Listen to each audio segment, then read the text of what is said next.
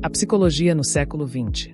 Behaviorismo, comportamentalismo. O behaviorismo, também conhecido como comportamentalismo, tem como objeto de estudo a análise científica dos comportamentos humano e animal.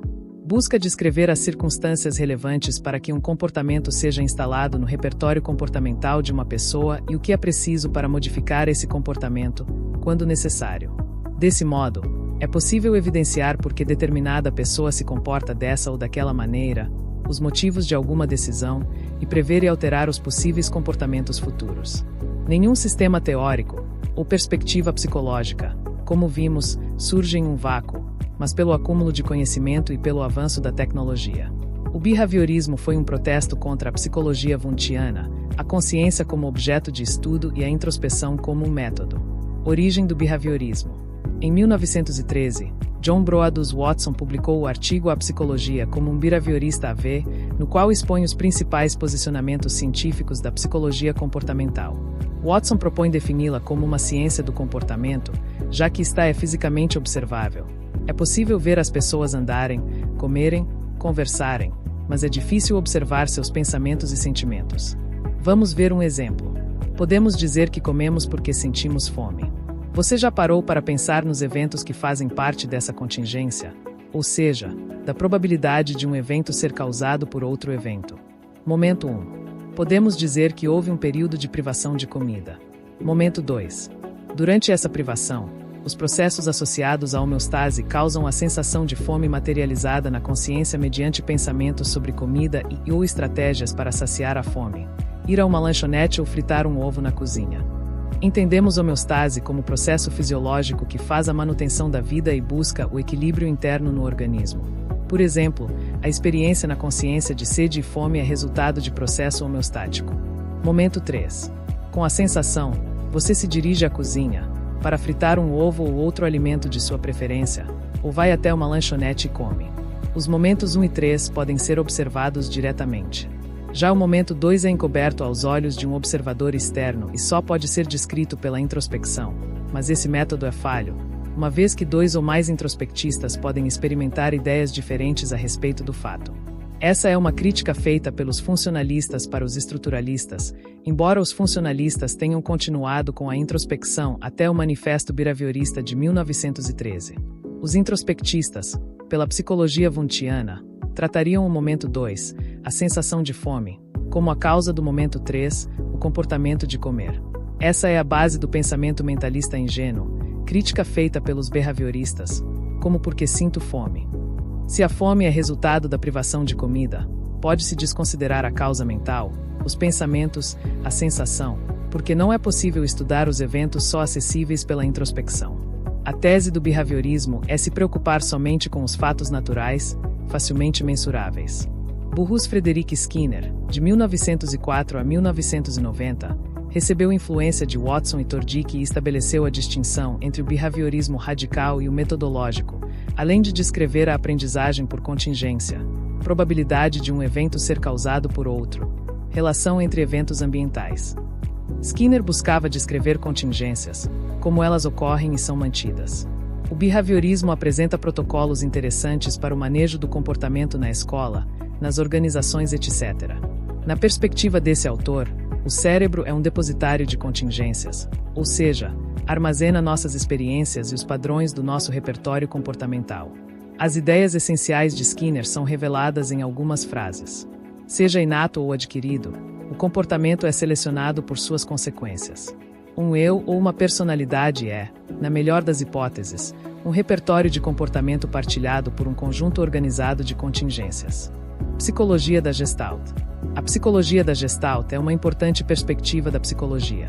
Foi crítica à psicologia wundtiana, a lei do efeito, de Tordick, de 1874 a 1949, nos Estados Unidos, e à psicologia do reflexo, de Pavlov, de 1849 a 1936, na Rússia. As principais personalidades desse movimento foram Max Wertheimer, de 1880 a 1943, Kurt Kofka, de 1886 a 1941, Wolfgang Kohler, de 1887 a 1967, Os gestaltistas aceitavam o objeto de estudo da psicologia wundtiana, a consciência, mas negavam-se a aceitar que o seu estudo acontecesse pela busca de seus elementos.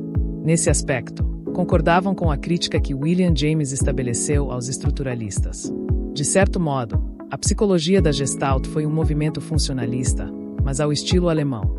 Foi influenciada pela filosofia de Immanuel Kant, de 1724 a 1804, e de Franz Brentano, bem como pelo movimento fenomenológico alemão. Max Wertheimer foi o precursor da psicologia da Gestalt, sendo o principal fundador desse movimento. Em 1912, descreveu o movimento phi, um fenômeno que demonstrou as propriedades da percepção humana e serviu de base para a tese inicial da Gestalt se opor a outros sistemas teóricos. Ao demonstrar uma ilusão, ou seja, um movimento aparente, os gestaltistas constataram que a consciência, a percepção do movimento, não poderia ser analisada a partir dos seus elementos sensoriais, premissa da psicologia de Wundt. A psicologia da Gestalt também criticou a ideia de que a percepção seria a soma de elementos básicos, tese atomista defendida por Wundt. Os cientistas defendiam que uma percepção não dependia de processos mentais superiores ou de aprendizagem, mas os dados da percepção estavam presentes no próprio estímulo apreendido pela percepção, em um todo, não no somatório de partes elementares. A terceira força da psicologia, humanismo. O humanismo é um movimento, uma perspectiva teórica da psicologia, do início da década de 1960. Todas as perspectivas analisadas até aqui têm por base uma doutrina filosófica, o determinismo, ambiental no caso do behaviorismo, psíquico no caso da psicanálise. Os movimentos anteriores recebiam uma influência muito grande da fisiologia e do determinismo biológico. O humanismo evidencia outra doutrina filosófica, o livre-arbítrio, que preconiza que as pessoas dirigem seus atos de modo consciente, independentemente de determinações psíquicas, cognitivas ou ambientais. O objeto de estudo do humanismo não é a consciência ou o comportamento, tampouco a percepção, mas os interesses e valores humanos. Os humanistas se opunham ao mecanicismo e ao materialismo da cultura ocidental da época. As escolas com as quais os humanistas rivalizavam eram o behaviorismo e a psicanálise. Criticavam que os dois sistemas ofereciam uma visão da natureza humana limitada e depreciativa. Entre muitas influências, destacamos Gordon Allport, de 1897 a 1967, com o livro A Natureza do Preconceito, de 1954, forma pioneira. Em 1930. Além de Allport, as principais referências da terceira força da psicologia são Kenneth B. Clarke, de 1914 a 2005, militante dos direitos civis e representante do Zeitgeist da época, mesmo que não associado diretamente ao movimento do humanismo. Abraham Maslow, de 1908 a 1970, e Carl Rogers, de 1902 a 1987. Abraham Harold Maslow foi um precursor do movimento da psicologia humanista. Defendia a capacidade de autorrealização de cada pessoa e criou a famosa pirâmide de necessidades.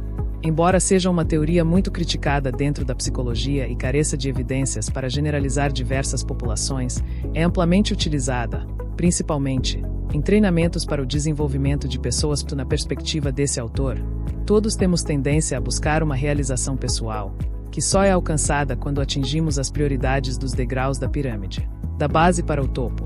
A ideia da hierarquia é criticada. Sem dúvida temos necessidades que são fisiológicas, psicológicas e sociais. Realização pessoal. Moralidade, criatividade, espontaneidade, solução de problemas, ausência de preconceitos, aceitação dos fatos, autoestima, confiança, conquista, respeito dos outros, respeitos aos outros, amor ou relacionamento, amizade, família, intimidade sexual. Segurança. Segurança do corpo, do emprego, de recursos, da moralidade, da família, da saúde e da propriedade. Fisiologia. Respiração, comida, água, sexo, sono, homeostase, excreção. Pesquisas que buscaram evidências da hierarquia em 5 níveis, em amostras mais amplas de pessoas, sugerem que é coerente pensar em apenas 2 níveis, que são necessidades por deficiência e necessidade por crescimento.